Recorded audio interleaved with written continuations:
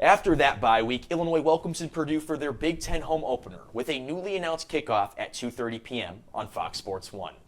The Boilermakers have had a disappointing start to their season. They are 1-3, coming off of a 28-10 loss to Nebraska. Their defense shut out the Cornhuskers in the first half, but the offense only scored 3 points until late in the fourth quarter, where Hudson Card threw a touchdown in garbage time. Purdue head coach Ryan Walters, who was also Illinois' defensive coordinator in 2022, said he was very disappointed after the loss, but the team will continue to work towards improvement. The Boilermakers head up to Camp Randall to play Wisconsin this weekend.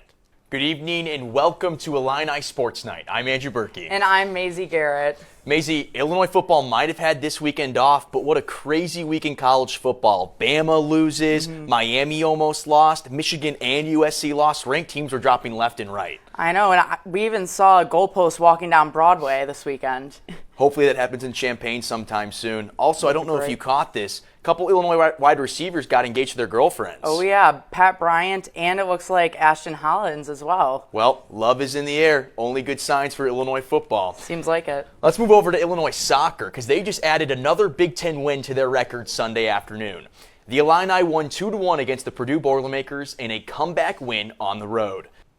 A big reason the Illini have been on track this season has been the play of quarterback Luke Altmaier, but he only has one more year of eligibility after this season, which will leave the Illini with a hole to fill at that position.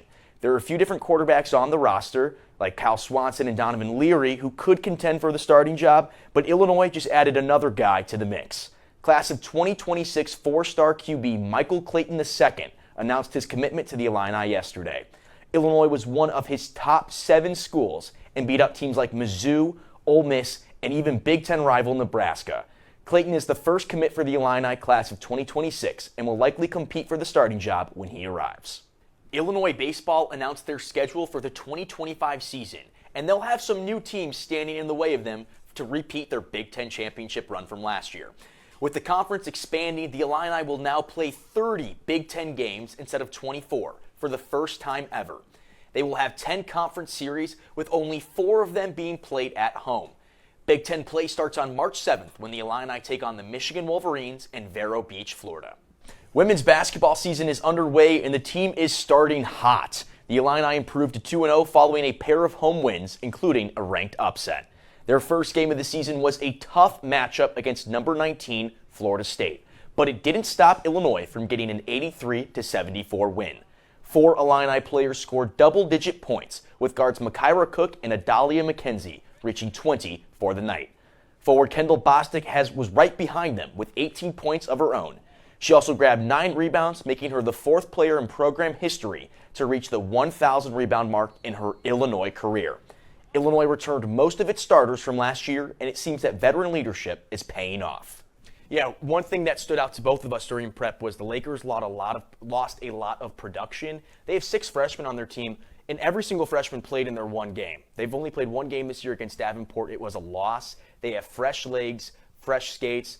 And one thing that really stood out to me while looking at the stats of that game, they were up 2-1 entering the third, and their goalie Harper Castle let up 4 goals. I think this could be a get-right game for that Illinois offense to kind of turn it around and put that production on the scoreboard that they didn't put on Friday night. We had a little bit of it Saturday night, but there were a couple garbage time goals. Minot State really controlled the pace of the game. I think you get a win in Champaign, you go home happy, then you head over to Roosevelt on Saturday, go 2-0, get 2 wins back up over 500, and you're back on the right spot. Oh, we really like the way this helmet turned out. Well, you're not the only one. Everyone likes the way the helmet turned out. It looks amazing. When you get the call of them being like, hey, we'd like you to do the Illinois helmets for the 100th anniversary, what's going through your head? And I'm kind of a history buff and like antique things and old things and love the history of everything. Do you have any nerves when you see your helmets are going to be on national television with the new uniforms? Always, yeah. There's nerves with it, yes, but not many people are airbrushing football helmets. I saw you and another person in the country. How do you get into that? By accident. Yeah. So the other guy's Franny. He does Navy's helmets every year. You've been a part of some pretty powerful helmets so far. One that stuck out to me was Utah when they had the 2 players pass away.